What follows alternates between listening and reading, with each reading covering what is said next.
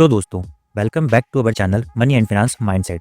दोस्तों, आज का ये वीडियो उन लोगों के लिए है जिनकी सैलरी 10,000 से 15,000 है और वह लोग थोड़ा थोड़ा सा पैसा जमा करके 1 करोड़ रुपए का तक का फंड बनाना चाहते हैं। दोस्तों, आप लोग सोच रहे होंगे कि ये कैसे संभव है, तो आप लोग निश्चिंत रहिए, ये बिल्कुल संभव है। और ये कैसे संभव है, इसको कितना समय लगेगा, इसके लिए आपको ये वीडियो पूरा देखना होगा। किस प्रकार आप सिर्फ 750 रुपये महीने का इन्वेस्टमेंट करके एक निश्चित समय के बाद 1 करोड़ रुपए बना सकते हैं। 750 रुपये, जो कि आज के समय में एक 15 साल का लड़का भी फालतू में खर्च कर देता है। यदि वह उसे इन्वेस्ट करना स्टार्ट कर दे तो वह अपना भविष्य सुधार सकता है। दोस्तों, आज की इस वीडियो में हम ऐसे एसबीआई म्यूचुअल फंड के बारे में बात करने वाले हैं जिसमें कि आप 750 रुपये महीने की एसआईपी करके 1 करोड़ रुपए आसानी से बना सकते हैं। यदि आप 10,000 से 15,000 की नौकरी कर रहे हैं तो आज की इस महंगाई के दौर में गुजारा करना बहुत ही मुश्किल है। आप चाहकर भी अपनी सैलरी नहीं बढ़ा सकते हैं, और अगर आप अपनी इनकम को बढ़ाने के लिए अपनी जॉब को चेंज करते हैं तो आपको मुश्किल से 10 या 15% का इंक्रीमेंट मिलता है, यानी कि 1,000 से 2,000 रुपये बढ़ जाते हैं। यदि आपने अपने फ्यूचर में एक अच्छी लाइफ जीना चाहते हैं और अपने बच्चों का भविष्य बनाना चाहते हैं तो आपको अपनी सैलरी से सिर्फ 750 रुपये महीना इन्वेस्ट करना है, लेकिन इनको 2 शर्तों के साथ करना है। पहली शर्त यह है कि आपको यह इन्वेस्टमेंट आज से ही शुरू करना होगा, और दूसरी शर्त यह है कि आपको अपनी इन्वेस्टमेंट को लगातार करते रहना होगा बिना किसी रुकावट के। यदि आप इन शर्तों को फॉलो करते तो आप बेशक अपने गोल को अचीव कर लेंगे। अब सवाल यह आता है कि एसबीआई के कौन से फंड में इन्वेस्ट करना है और कितने साल के लिए इन्वेस्ट करना है। दोस्तों, आज हम जिस फंड की बात कर रहे हैं उसका नाम है SBI blue chip fund direct growth plan. दोस्तों, इस फंड में इन्वेस्ट करने के 2 सबसे महत्वपूर्ण रीजन हैं। पहला रीजन यह है कि इस फंड में इन्वेस्टमेंट आप किसी भी एसबीआई बैंक से जाकर कर सकते हैं। आपके नज़दीक में बहुत सारे एसबीआई बैंक होंगे, आप किसी भी ब्रांच से इन्वेस्टमेंट स्टार्ट कर सकते हैं। और यदि आपका एसबीआई बैंक में ऑलरेडी खाता है तो उस ब्रांच में जाकर आप इजीली इन्वेस्टमेंट स्टार्ट कर सकते हैं, आपको ज़्यादा ढूंढने की जरूरत नहीं होगी। दूसरा रीजन यह है कि इस फंड ने पिछले 3 वर्षों में अपने इन्वेस्टर को बहुत ही अच्छा रिटर्न दिया है। जैसा कि आप देख सकते हैं कि इस फंड का एवरेज रिटर्न 15% सीएजीआर का है। पिछले 5 सालों में देखा जाए तो 16% सीएजीआर का रिटर्न मिला है, और पिछले 3 सालों में देखा जाए तो 11% सीएजीआर का रिटर्न मिला है। अभी वर्तमान समय जनवरी 2025 में शेयर बाजार की स्थिति थोड़ा सा डाउन चल रही है, मार्केट गिरा हुआ है, इसलिए रिटर्न थोड़ा बहुत कम दिख रहा है। नहीं तो यही रिटर्न 20 से 25% था, लेकिन इन्फ्लेशन रेट को देखते हुए 15% सीएजीआर का रिटर्न भी काफ़ी सही है। इस फंड का एनएवी है 94.83, जैसा कि आप स्क्रीन पर देख सकते हैं। अब चलिए हम बात कर लेते हैं डिटेल में इस फंड के बारे में, ताकि आपको चीज़ें समझ में आए कि ये फंड क्यों इंपॉर्टेंट है और इससे आखिर क्यों इतना रिटर्न बन जाएगा। सबसे पहली बात, ये ब्लू चिप फंड में पूरी की पूरी लार्ज कैप कंपनियां होती हैं। यहाँ पर हम देखें तो इसका जो स्कीम एसेट साइज है, अगर मतलब इस फंड में कहा जाए कितना पैसा लगा हुआ है, तो यहाँ पर 49,682.86 करोड़ इतना पैसा इस फंड के अंदर इन्वेस्टेड है। मतलब इतने सारे लोगों ने इतना सारा पैसा दिया है कि इतना पैसा कलेक्ट हो चुका है। इसका एक्सपेंस रेशियो की बात करें तो इसका एक्सपेंस रेशियो है 0.81%, राइट दोस्तों। और जो सारा पैसा है उसमें ये लोग 1.84% की कैश होल्डिंग रखते हैं, ताकि आने वाले समय में कोई अपॉर्चुनिटी मिले तो उसमें वहाँ पर वो इन्वेस्ट कर सके। एग्जिट फ्लोट की बात करें तो एग्जिट फ्लोट यहाँ पर 1% है। अगर आप 1 साल के अंदर अपनी एसआईपी को विड्रॉ कर लेते हैं, निकाल लेते हैं या फिर रोक देते हैं तो, राइट। नहीं तो अगर 1 साल के बाद अगर आप एग्जिट करते हैं तो एग्जिट फ्लोट नहीं है, एक्सपेंस रेशियो लगेगा, और इसके अलावा जो टैक्स की पॉलिसीज है इंडिया के अंदर, कैपिटल गेन टैक्स की, वो लगेगा यहाँ पे, ठीक है। अब बात कर लेते हैं यहाँ पर इस कंपनी ने किस किस सेक्टर में इन्वेस्ट किया है, राइट। तो यहाँ पर हम देख रहे हैं जैसा कि वैल्यू के अकॉर्डिंग, अगर वैल्यू के अकॉर्डिंग मतलब सबसे ज़्यादा किस में इन्वेस्ट किया, तो फाइनेंशियल सेक्टर में सबसे ज़्यादा इन्वेस्ट किया गया है, राइट। उसके बाद ऑटोमोबाइल, गाड़ी बनाने वाली कंपनियां, then technology, then consumer staples, then health care, then construction, energy, metal and mining, insurance, capital goods, textile, communication, और कैश होल्डिंग जो है मैंने आपको बताया 1.83% की है। मतलब 911 करोड़ की कैश होल्डिंग है। अगर कोई अपॉर्चुनिटी मिलती है अच्छे शेयर है अच्छे किसी फंड में, वहाँ पर ये लोग इन्वेस्ट करने के लिए रखते हैं। बाकी यहाँ पर आप देखो 26% फाइनेंशियल में, 12% ऑटोमोबाइल, टेक्नोलॉजी में 9%, कंज्यूमर स्टेपल्स में 9.65%। इस तरीके से इन्होंने अपने सारे पैसे को डाइवर्सिफाई करके रखा है हर अलग अलग सेक्टर्स में, क्योंकि अगर कोई एक सेक्टर भी वीक परफॉर्म करता है तो दूसरा सेक्टर संभाल लेता है। म्यूचुअल फंड का ये फायदा होता है कि यहाँ पर जो फंड मैनेजर्स होते हैं वो चीज़ों को अच्छे से एनालाइज करके आपका पैसा सही जगह इन्वेस्ट करते हैं, जो कि आप नहीं कर सकते। आपका इतना टाइम नहीं होता, इतना नॉलेज नहीं होता, लेकिन उनके पास होता है, वो एक्सपर्ट्स होते हैं।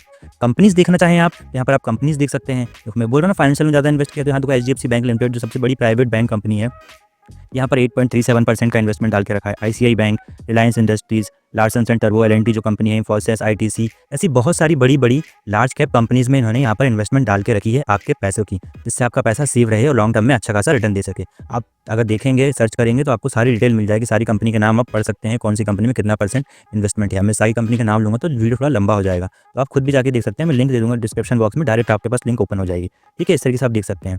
ये होगी हमारी स्कीम की डिटेल्स, इसका एयूएम कितना है, 49,682 category equity large cap fund है ये, ठीक है। इस तरीके से हमने सारी डिटेल यहाँ पर देख ली। तो दोस्तों चलिए अब जान लेते हैं कि कैसे 750 रुपीज़ हम इन्वेस्ट करके 1 CR 1 करोड़ तक का यहाँ पर हम अमाउंट बना सकते हैं। तो जैसे कि आपकी स्क्रीन पर यहाँ पर SIP कैलकुलेटर दिख रहा है, राइट दोस्तों। अब हमारी यहाँ पर देखेंगे हम मंथली इन्वेस्टमेंट कितनी है, 750 रुपीज़, ठीक है। उसके बाद हम यहाँ पर देखेंगे इन्वेस्टमेंट पीरियड, तो इसको कम से कम जितना ज़्यादा हो सके लंबा रखेंगे तभी हमारा इन्वेस्टमेंट यहाँ पर बनेगा। चलिए मैं आपको तीनों चारों चीज़ें करके बताता हूँ। सबसे पहले हम यहाँ पर कर लेते हैं 20 साल, ठीक है। एक्सपेक्टेड रिटर्न 15 CAGR का रिटर्न तो मिल ही जाता है, तो हम एक्सपेक्टेड इतना मान के चलते हैं। तो जैसा कि मैंने इतना किया, आपको यहाँ पर क्या दिख रहा है दोस्तों, जैसा कि आप यहाँ पर देख सकते हैं 750 पर मंथ इन्वेस्ट करने के बाद हमारा जो इन्वेस्टमेंट अमाउंट है यहाँ पर आप देख सकते हैं 1.8 लाख का, मतलब 1,80,000 रुपये हम यहाँ पर इन्वेस्ट करेंगे 20 साल में 750 रुपये प्रति महीना के इन्वेस्टमेंट से। और हमारा एस्टिमेट रिटर्न कितना मिलेगा, 9.57 लाख, 15% रिटर्न के अकॉर्डिंग, ठीक है। इस तरीके से टोटल हमारा जो टोटल अमाउंट होगा वो होगा 11.37 लाख, ठीक है। आप तो बोलेंगे तो सिर्फ 11 लाख रुपए हुआ, तो अभी देखिए, अभी मैजिक देखिए, ये 20 साल का था। SIP mutual fund long term investment जितना ज़्यादा लंबा चलेगा तब आपको कंपाउंडिंग यहाँ पे दिखेगी। अभी यहाँ पर आप देखोगे तो यहाँ पर आपका जो एस्टिमेट रिटर्न है देखो ज़्यादा दिख रहा है यहाँ पर। आप ये तो देखो, सिर्फ आपने 1,80,000 रुपये इन्वेस्ट किया और आपके बने कितने, 9,57,000 रुपये।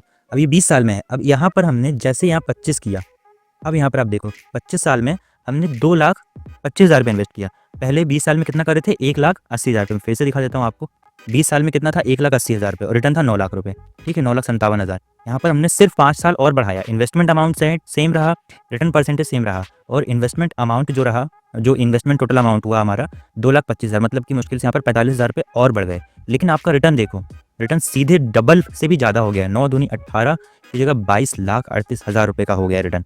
और टोटल जो हमारा अमाउंट है वो हमें यहाँ पर अब 24 लाख रुपये मिलेगा, ठीक है, इतना हो गया। अब यहाँ पर अगर 5 साल और बढ़ा दीजिए, आप 30 कर दीजिए। अगर आप अपनी 20 की उम्र में इन्वेस्टमेंट स्टार्ट करते हैं और 50 की उम्र तक, रिटायरमेंट के टाइम तक एक अच्छा खासा अमाउंट यहाँ पर कलेक्ट करना चाहते हैं, ठीक है, ताकि आप अपने बच्चों का फ्यूचर सेट कर सकें या फिर अपने रिटायरमेंट प्लान जो भी होते हैं। तो एक बात बता रहा हूँ, जितना अर्ली इन्वेस्टमेंट स्टार्ट करते हैं हम, जितना लॉन्ग टाइम पीरियड देते हैं, उतना ज़्यादा हमें यहाँ पर बेनिफिट देखने को मिलता है। तो यहाँ पर 30 लाख करते ही देखो 25 लाख का अमाउंट 52 लाख रुपये हो गया, सीधे डबल हो गया। हमने सिर्फ 5 साल बढ़ाए। और यहाँ पर आप अमाउंट देखोगे ना, सिर्फ 750 है। सोच लो 25 साल बाद 750 रुपये की क्या औकात होगी, कुछ नहीं। आप ऐसे हंसते खेलते चुटकियों में बढ़ते जाओगे, पर आपका अमाउंट जो है वो यहाँ पर कितना डबल होता है। और हमारा इन्वेस्टमेंट कितना है, सिर्फ 2.7 लाख। यहाँ पर आप देखोगे 2.7 लाख रुपए का हमारा इन्वेस्टमेंट रहेगा, लेकिन हमें एस्टिमेट रिटर्न 49 लाख रुपीज़ मिलेंगे। समझ रहे हो आप बात को। और टोटल अमाउंट जो होगा 52। अब अगर हम इसको सिर्फ 5 साल और बढ़ा दें, तब आप मैजिक देखना दोस्तों, सीधे सीधे 1 CR का पहुंच जाएगा। और हमारा इन्वेस्टमेंट अमाउंट कितना है, 750 रुपीज़, ओनली 750 रुपीज़। 30 ईयर बाद 750 रुपीज़ कुछ नहीं हुआ। फिर आज की डेट में भी कुछ नहीं है, महीने के सिर्फ 750 रुपये इकट्ठा करना। लेकिन अगर आप ये सोचो कि 35 साल बाद मैं 1 करोड़ रुपये इकट्ठा कर लूँगा, नहीं कर पाओगे। उसके लिए आपको अभी से लगना होगा। तो यहाँ पर आप देखो, दिख गया मैजिक। 750 रुपीज़ अगर आप 35 साल के लिए 15% के CAGR एक्सपेक्टेड रिटर्न को मान के चलें, अगर आप इन्वेस्ट करते हैं इस ब्लू चिप फंड में, SBI blue chip direct growth plan में, तो आपको इसके अकॉर्डिंग यहाँ पर टोटल देखने को मिल जाएगा कितना रिटर्न मिल सकता है, राइट। तो आप यहाँ पर देख सकते हैं कि आपको 1.11 CR का मतलब 1 करोड़ 11 लाख रुपए का रिटर्न मिलेगा। अब इसमें से मान लो 2-4 लाख 5 लाख टैक्स वैक्स और एग्जिट लोड और ये सब हटा के कट भी गया, तो भी आपका पैसा यहाँ पर 1 CR बिल्कुल का बिल्कुल सेफ आपको मिल जाएगा, जो कि आप अपने किसी भी काम में यूज़ कर सकते हैं। तो आई होप आपको चीज़ समझ में आ गई होंगी। यहाँ पर आप देख रहे हो कंपाउंडिंग, यहाँ पर हमारा इन्वेस्टमेंट अमाउंट जरा सा, लेकिन रिटर्न अमाउंट इतना सारा।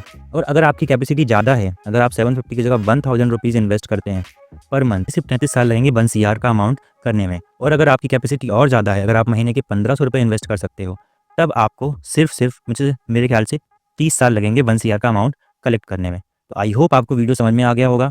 यहाँ पर आपको चीज़ें समझ में आ गई होंगी ब्लू चिप फंड के बारे में। तो वीडियो कैसा लगा ज़रूर बताना। कोई डाउट हो तो कमेंट सेक्शन में पूछ सकते हैं। और अगर ऐसी और वीडियो अगर आप जानना चाहते हैं कि और भी प्लान्स जानना चाहते हैं, अच्छी स्कीम्स, तो हमारे वीडियो को लाइक ज़रूर कीजिएगा। और अगर आप चैनल पर नए हैं तो चैनल को सब्सक्राइब करना मत भूलिएगा। आज की वीडियो में इतना ही, मिलता है अगली नॉलेजफुल वीडियो के साथ। तब तक बने रहिए हमारे channel money and finance mindset के साथ।